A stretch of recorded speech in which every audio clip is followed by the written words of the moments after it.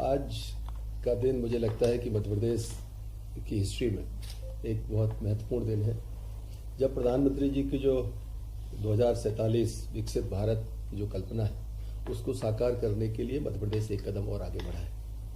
और माननीय मुख्यमंत्री जी के नेतृत्व में ये प्रदेश लगातार नेशनलाइजेशन हो, नवाचार हो, गुड गवर्नेंस हो, उसमें हम लगातार आगे बढ़ रहे हैं। मध्य प्रदेश 2047 में कैसा होगा, इसका विजन डॉक्यूमेंट की तैयारी आपको पहले भी पता होगा कि चीफ सेक्रेटरी महोदय की अध्यक्षता में पूरा एक सिस्टम डेवलप किया है। और आज माननीय मुख्यमंत्री जी ने मंत्रि परिषद से आग्रह भी किया है कि सब इसकी तैयारी में जुटें और इसकी समीक्षा करें और निर्धारित समयावधि में जब ये विजन डॉक्यूमेंट तैयार होकर कैबिनेट के पास आए तब वो पूरी तरह से जो मोदी जी के सपनों का मध्य प्रदेश है, मोदी जी के सपनों के भारत को बनाने वाला मध्य प्रदेश है, उसमें पूरी उसकी पार्टिसिपेशन रहे, उसकी सहभागिता रहे। ये अपेक्षा माननीय मुख्यमंत्री जी ने आज सभी हमारे कैबिनेट के अंदर सदस्यों से की। एक बड़ा निर्णय मध्य प्रदेश में ऊर्जा के क्षेत्र में आज हुआ है और मुझे लगता है कि ये आगे आने वाले वर्षों में एक मील का पत्थर साबित होने वाला है।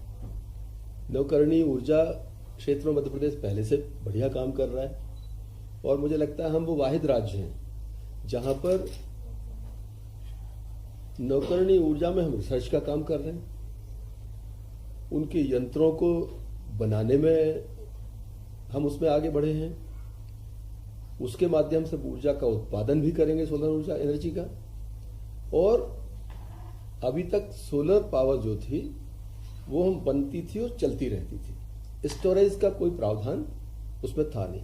मध्य प्रदेश पहला राज्य है जो मुरैना में सोलर पावर को स्टोरेज करने की क्षमता को विकसित करने जा रहा है। मुझे लगता है ये देश में एक महत्वपूर्ण निर्णय मध्य प्रदेश में किया है और माननीय मुख्यमंत्री जी को तो मैं विशेष रूप से बधाई देना चाहता हूं। उनके नेतृत्व में हम इस दिशा में सरकार आगे बढ़ रही है। एक बड़ा निर्णय आज और हुआ है। मुझे लगता है आज का दिन नवकरणीय ऊर्जा के नाम अगर किया जाएगा तो शायद ये अतिशयोक्ति नहीं होगी। मैं इस बात को समझ सकता हूँ। मैं लंबे समय भारत सरकार की जो पावर स्टैंडिंग कमेटी थी उसमें रहा मैं, और मैं सोच सकता हूँ कि ये मोदी जी का एक सपना है कि बिजली उत्पादन जो है वो सौर की तरफ और विंड की तरफ समय के साथ बढ़ना चाहिए और आज हमारी सरकार उसमें आगे बढ़ी है। बावई में पहले से हम सोलर पावर के लिए काम कर रहे थे।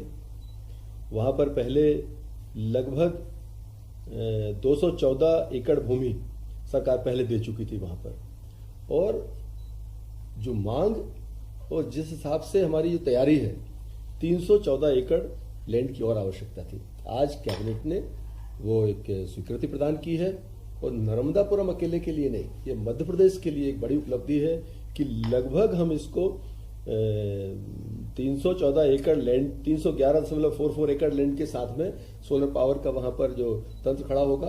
और अभी जो हमारी रीजनल इन्वेस्टर्स कॉन्क्लेव जो होने वाली है नर्मदापुरम में, मुझे लगता है उसके पहले हमारी तैयारी होगी कि हम इसका माननीय मुख्यमंत्री जी से भूमि पूजन आदि करा के इस व्यवस्था को आगे बढ़ाएंगे। और इस परियोजना की बनने से मुझे लगता है इसका क्षेत्रफल विस्तार होने से मध्य प्रदेश में सोलर पावर को लेकर एक बड़ी मांग जो है कि डिमांड और सप्लाई के बीच में जो एक गैप बनता है कई बार, उसकी पूर्ति में इसकी महत्वपूर्ण भूमिका रहेगी। एक हमारा एक भोरी भोपाल जिले में, इसमें भी भूमि आवंटन की और आवश्यकता थी, तो आज जो है इसको लगभग 21.494 हेक्टेयर भूमि नवीकरणीय ऊर्जा के लिए आज हस्तांतरण करने के लिए भी एक अप्रूवल हमारी सरकार ने दिया है।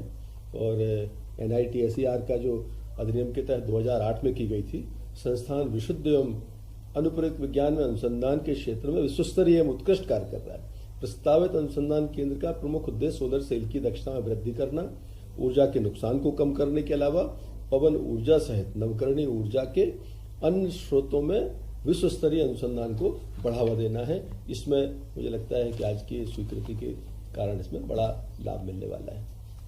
तीसरा एक बड़ा निर्णय जो आज यहाँ पर हुआ है कि जब हमारी ये सरकार माननीय प्रधानमंत्री जी के नेतृत्व में तीसरी बार एनडीए की सरकार बनी, तो प्रधानमंत्री जी ने, अगर मैं तारीख समझ पा रहा हूँ, शायद अगस्त की तारीख में भारत सरकार ने अपनी कैबिनेट में देश के अंदर आवास योजना 3 करोड़ नए आवास, 2 करोड़ ग्रामीण क्षेत्र में, 1 करोड़ शहरी क्षेत्र में जो आवास बनाने का एक कैबिनेट अप्रूवल देश में आया था।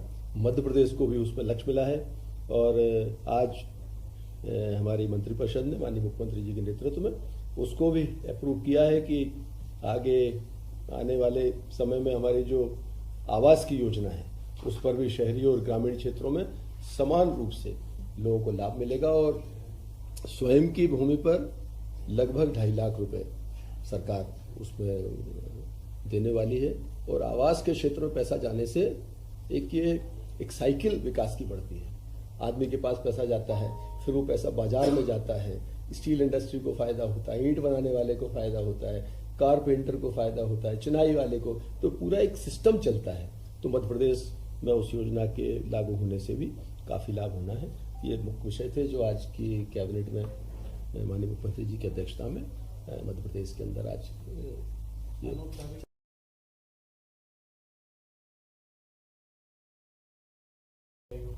नहीं, ये अनौपचारिक जैसी कोई बात नहीं है। आज चूंकि माननीय उपराष्ट्रपति जी का उज्जैन प्रवास है, तो माननीय मुख्यमंत्री जी उनके स्वागत और उस कार्यक्रम के लिए वहां पर गए हैं, ताकि मध्य प्रदेश में गुड गवर्नेंस के लिए लगातार मंत्रिमंडल के साथ ही काम करें और जो सरकार की मंशा है, माननीय मुख्यमंत्री जी का जो एक लक्ष्य है कि आम आदमी तक हमारी सरकार की पहुंच हो, हर हाल में हमें उस पर काम करने की आवश्यकता है।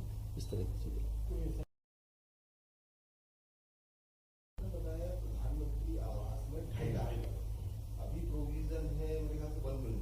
नहीं, इसमें शहरी क्षेत्र में 2.5 लाख रुपए है और ग्रामीण क्षेत्र में 135.15 हजार रुपए देते हैं हम उनकी मजदूरी का, मनरेगा से।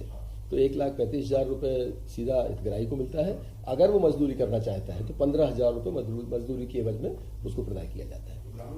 ग्रामीण क्षेत्रों में 1.5 लाख रुपए का जो हमारा वो है उस तरह का बैरियर रहेगा और शहरी क्षेत्र में 2.5 लाख रुपए का रहेगा।